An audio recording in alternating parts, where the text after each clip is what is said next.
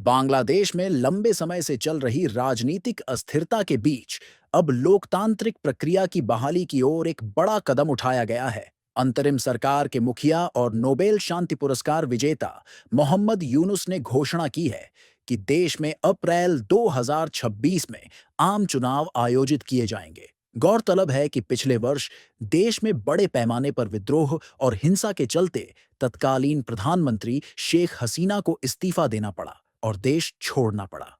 इस संकटपूर्ण स्थिति में मोहम्मद यूनुस को सर्वसम्मति से अंतरिम सरकार का नेतृत्व सौंपा गया था, जिन पर निष्पक्ष चुनाव कराने की जिम्मेदारी थी। हालांकि हाल के दिनों में यूनुस सरकार पर भी विपक्षी दलों और कुछ सामाजिक संगठनों द्वारा चुनाव में देरी को लेकर कड़ा विरोध जताया गया। राजधानी ढाका सहित कई शहरों में प्रदर्शन हुए और मोहम्मद यूनुस पर दबाव बढ़ा कि वे जल्द चुनाव की तारीख तय करें। इसके जवाब में यूनुस ने कुछ दिनों पहले इस्तीफे की धमकी भी दी थी। अमेरिकी राजनीति में इन दिनों एक नया मोड़ देखने को मिल रहा है, जहां देश के राष्ट्रपति डोनाल्ड ट्रंप और टेक उद्यमी एलन मस्क के बीच का विवाद अब खुलकर सामने आ गया है। इस राजनीतिक तनातनी के बीच रूस ने चौंकाने वाला कदम उठाया है। रूस की सरकारी समाचार एजेंसी TSS को दिए गए एक इंटरव्यू में रूसी सांसद और अंतर्राष्ट्रीय मामलों की समिति के उपाध्यक्ष दिमित्री नोविकोव ने एलन मस्क को राजनीतिक शरण देने की पेशकश की है। नोविकोव ने कहा, मस्क का खेल और सोच अमेरिका के मुख्यधारा से अलग है। उन्हें अभी भले ही शरण की आवश्यकता न हो, लेकिन अगर भविष्य में जरूरत पड़े तो रूस उन्हें शरण देने के लिए तैयार है। इस बयान ने अमेरिका की राजनीति में हलचल मचा दी है। रिपोर्ट्स के मुताबिक एलन मस्क ने हाल ही में अपनी नई राजनीतिक पार्टी इक्डी अमेरिका की घोषणा भी की है, जिससे ट्रंप खेमे में असंतोष और बढ़ गया है। विवाद की शुरुआत उस समय हुई जब मस्क ने ट्रंप समर्थित वन बिग ब्यूटीफुल विधेयक का खुलकर विरोध किया। इस विधेयक में टैक्स कटौती समेत कई प्रावधान शामिल हैं, जिन पर मस्क को आपत्ति है। भारत और इंग्लैंड के बीच होने वाली बहुप्रतीक्षित 5 टेस्ट मैचों की श्रृंखला इस बार एक नए नाम के साथ खेली जाएगी। 20 जून 2025 शुरू हो रही इस टेस्ट सीरीज को अब तेंदुलकर एंडरसन ट्रॉफी के नाम से जाना जाएगा।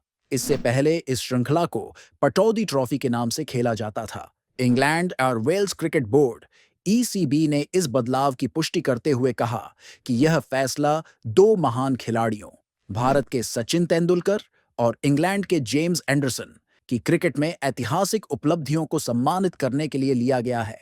दोनों ही दिग्गज टेस्ट क्रिकेट में अपने अपने देश के प्रतीक माने जाते हैं। सचिन तेंदुलकर ने टेस्ट क्रिकेट में 200 मैचों में 15,921 रन बनाए और 51 शतक जड़े, जो अब तक का एक विश्व रिकॉर्ड है।